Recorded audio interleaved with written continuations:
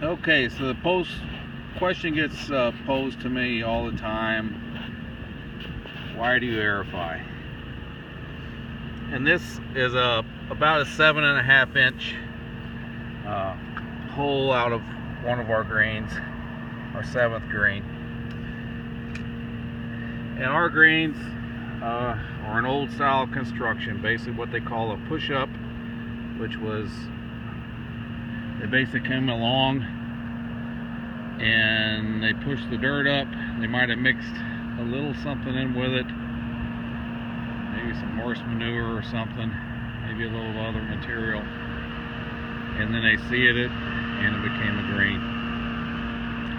And then over the years, modern course management started to use top dressing, and in most cases the top dressing is sand. And so over the years we have built a sand layer up on our greens, and actually this is right here, about 5 inches down to 6 inches down, is our soil layer, and that's the original level of the green. So the greens over the years have built up 5 to 6 inches from the top dressing. When I got here, we had about 4 inches of top dressing, and we've put about 2 inches of top dressing, and since I've been here,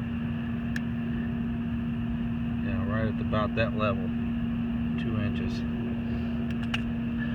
Now, what happens is when the green drains, and our greens have to drain naturally because they don't have drains in them. Most normal construction have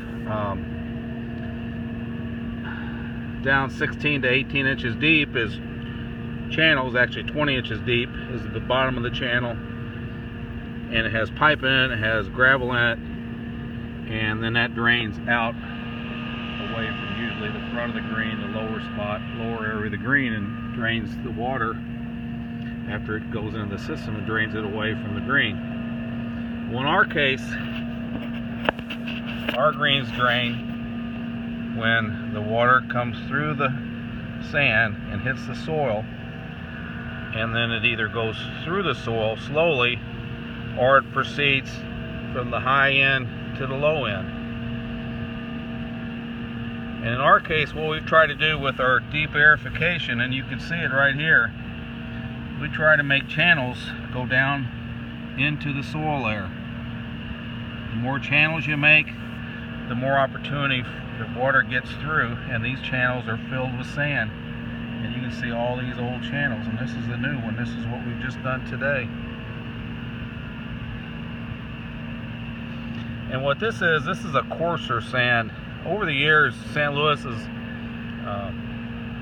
we've had a top dressing sand that's really fine, and it's real easy to put down. It gets into the canopy, gets into the turf canopy real well and real easy, but it also tightens up the soil, and it's a little too tight and it doesn't allow it to drain properly. So since I've been here, we've been putting in a coarser sand in our channels, and then we've been top dressing with it. So our top dressing layer from here on up is a little coarser, and then in the spring when we pull a core, we get a core about 3 inches deep or so down to here. We pull that out.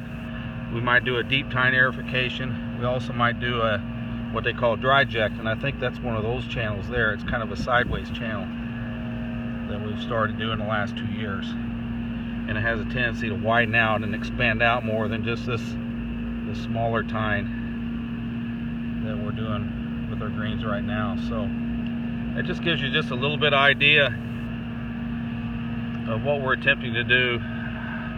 You know, the one thing about sand and aerification, we fill the holes, but also the sand smooths the surface of the green, the imperfections. It also gets around what they call the crowns of the plant, which is the growth center of the plant. So that's where the stems come out of and the roots go down. So you kind of protect those and cover those a little bit. And you protect those from balls and people walking and equipment. Helps with ball roll, helps with speed, helps with turf health overall. So, But anyway, we're at number 10 now.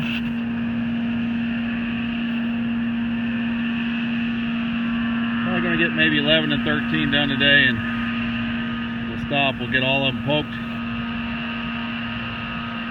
But we'll have a few grains to finish tomorrow. 12, 14, 15, 16, 17, 18. So should have those done by noontime or so. The cost isn't too bad. But anyway, that's what we're doing here on the golf course. Have a great day.